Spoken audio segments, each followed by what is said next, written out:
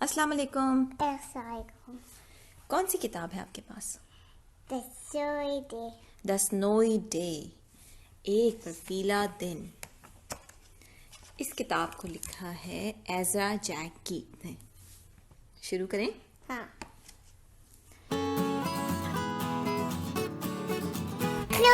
نون. ایک صبح جب پیٹر اٹھا اور اس نے کھڑکی سے باہر دیکھا، ہر طرف برف ہی برف تھی. ساری رات برف پڑی اور ہر چیز کو برف نے کور کر لیا. جس طرح نظر دوڑاؤ برف ہی برف. ناشتہ کر کے اس نے اپنا سنو سوٹ پہنا اور وہ باہر بھاگ گیا. ہر طرف برف کی پہاڑیاں لگی ہوئی تھی، سڑک کے دونوں کناروں پر، گھر سے باہر، گیٹ کے آگے. Crunch crunch crunch crunch. جب پیٹر نے برف میں چلنے کی کوشش کی تو اس کے پاؤں اندر چلے جاتے تھے، سینک ہو جاتے تھے اندر. برف نرم ہوتی ہے نا، سافٹ ہوتی ہے، تو اس میں پاؤں اندر دھس جاتے تھے.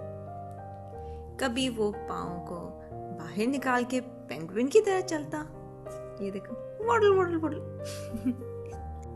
کبھی وہ دونوں پاؤں اندر کر کے چلتا اور پیچھے مڑ کے دیکھ رہا ہے کہ میرے کیسے ٹریکس بن رہے ہیں. کبھی وہ آہستہ آہستہ سلولی اپنے پاؤں رگڑتا برف پہ. پھر اس کو ایک سٹک مل گئی اور وہ برف میں اپنے ساتھ کھینچتا ہوا اس کا بھی راستہ بنا کے چلا. سامنے ایک درخت تھا. اس نے جب سٹک درخت میں ماری تو ساری برف نیچے گر گئی پلپ کر کے پیٹر کے اوپر.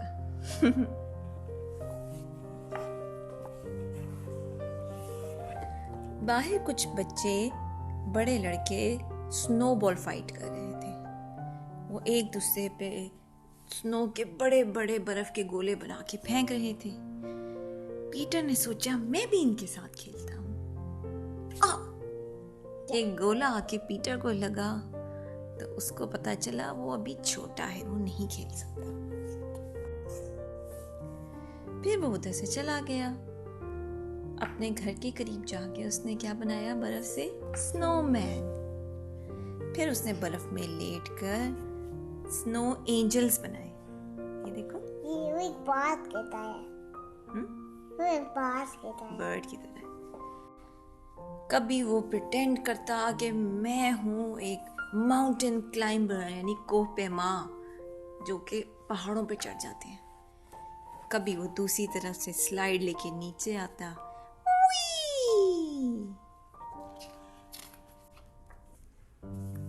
پھر اس نے ایک مٹھی بھر کے بڑا سا برف کا گولا بنایا اور اپنی جیب میں ڈال لیا.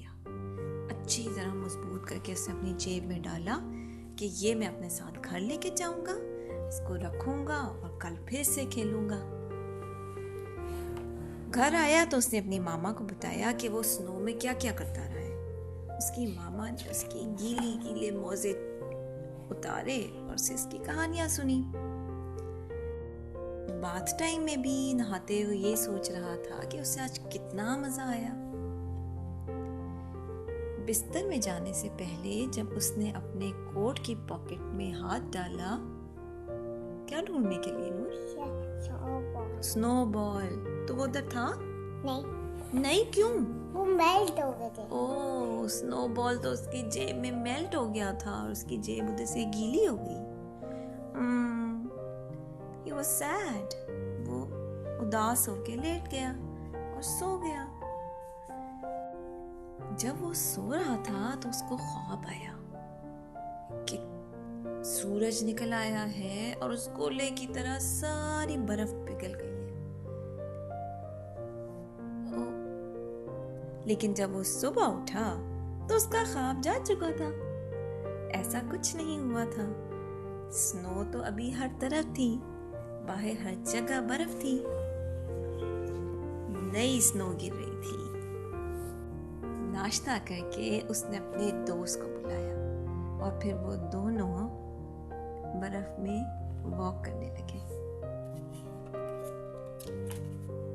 कैसी लगी स्टोरी? आपने कभी बर्फबारी होती देखी है? हाँ, क्या क्या किया आपने बर्फ में? मैंने ये एंजल्स बनाए और स्नो मैन बनाया। जो बच्चे रहते हैं ऐसी जगहों पे जहाँ बर्फबारी होती है, आप सब उधर क्या करते हो? आप हमसे शेयर करें। फिर मिलेंगे। For more exciting stories, like, share and subscribe. और दिलचस्प कहानियों के लिए हमारे YouTube चैनल पे जाएं।